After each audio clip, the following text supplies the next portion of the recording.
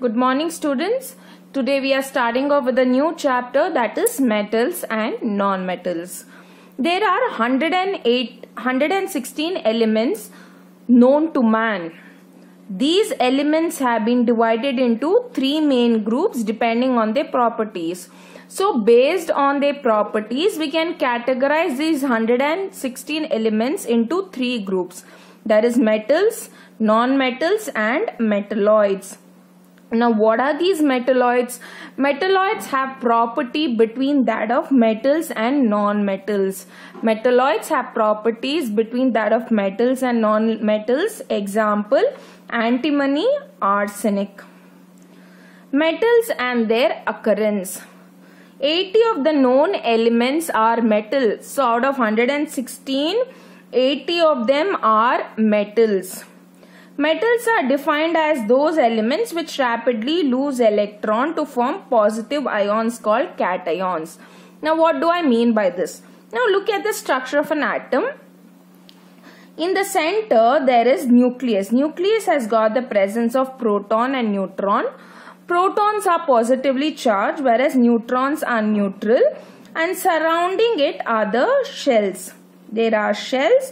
And in the shells you have got the presence of electrons.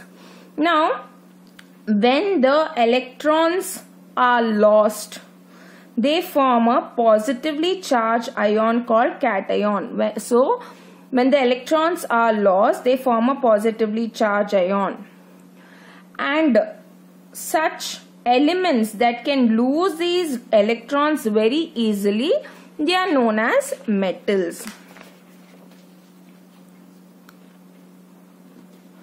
The metals which rarely do not react readily with other elements are called noble metals. For example, gold and platinum. What do I mean by this? There are certain metals that do not react readily or in a very rapid manner. So, such elements are called noble metals, or such metals are known as noble metals. The index of property of a nation is determined by the consumption of metal per annum. So the prosperity of a nation is determined by how much metal is consumed per year. Occurrence. We get metals mainly from the earth's crust and also found in seas and oceans. Aluminium is the most abundant metal in the earth's crust, followed by iron. The minerals from which metals can be extracted profitably and conveniently are called ores.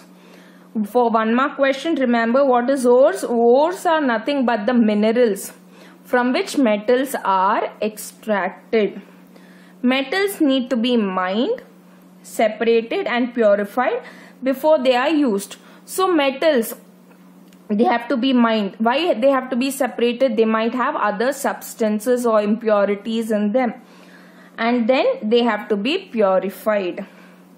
Metal ores commonly occurs as carbonates, sulfides, oxides, chlorides and halides. The metals could be combined with carbonates, okay, or with sulfur, or with oxygen, or with chlorine, or with halides.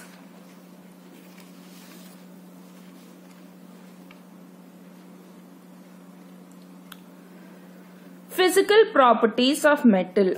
Ductility. One of the property of metal is ductility. It can be drawn into thin wires. For example, copper. You can make it into a thin wire. That property is known as ductility.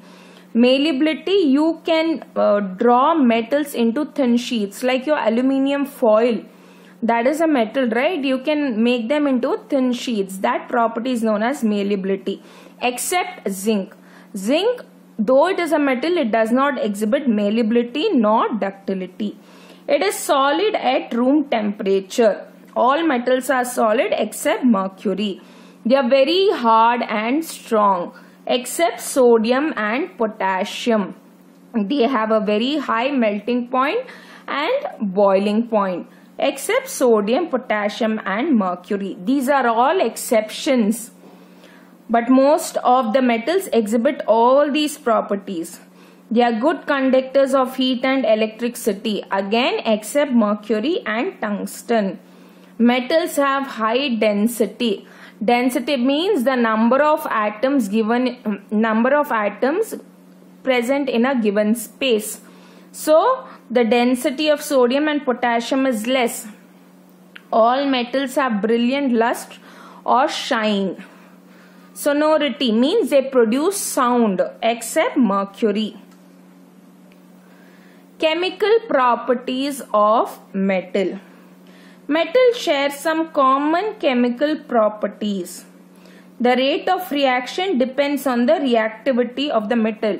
So, how a particular metal reacts depends upon its reactivity. Now, let's look at the reactivity series. Some metals are more reactive while others are less reactive. The arrangement of metals in the order of decreasing reactivity is called activity or reactivity series. Now, this is a reactivity series. It is also given in your textbook. Look at this. K represents potassium. So, we see over here potassium is highly reactive. Then it is followed by sodium, then calcium, magnesium, aluminium. So, the least reactive will be platinum.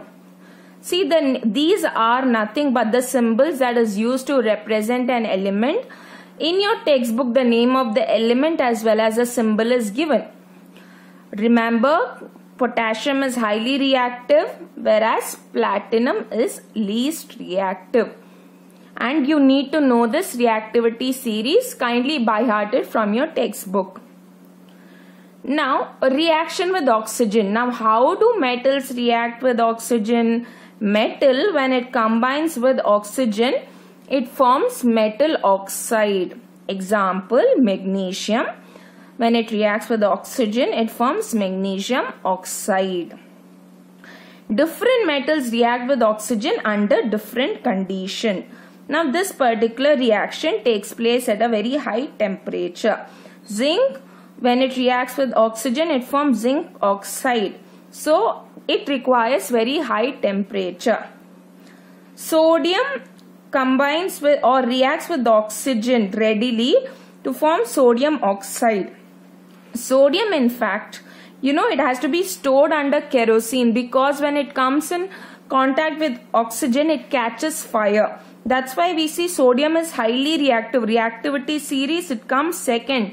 It is highly reactive in presence of atmospheric oxygen. So, it is usually stored in kerosene.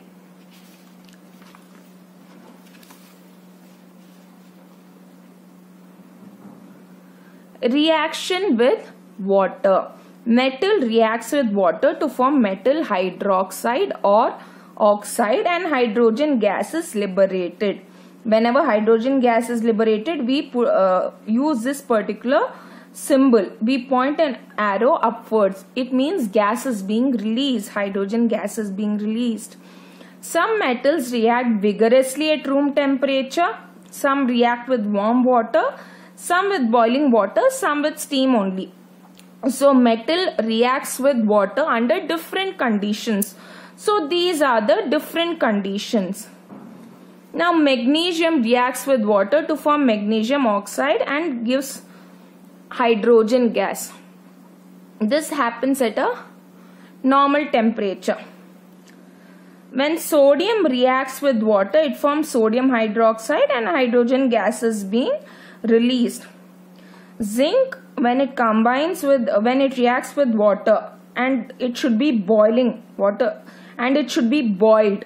Only when it is boiled, it forms zinc oxide and hydrogen gas is being released. Again, when a steam is passed over iron, what happens is it forms ferrous oxide and hydrogen gas is released. So, this is telling you the various conditions under which the metal will react with water. Okay, the metal will not react in any condition. It requires certain conditions that has to be met so that it can form product. Otherwise, we know the reaction will not take place. and the elements which are like sodium, potassium, they are highly reactive. So these particular metals, they usually stored in kerosene so that they do not react, they do not combine with oxygen, otherwise there will be an explosive reaction.